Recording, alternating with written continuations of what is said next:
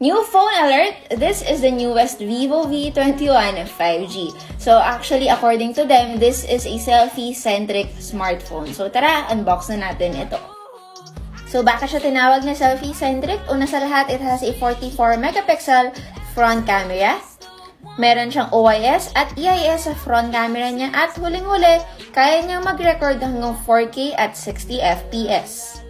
For the design, actually, it's still the same naman from its predecessor, pero medyo mas dominant lang yung color yellow dito sa likuran niya.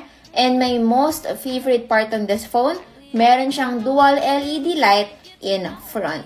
Tingnan nyo to, guys. Perfect for night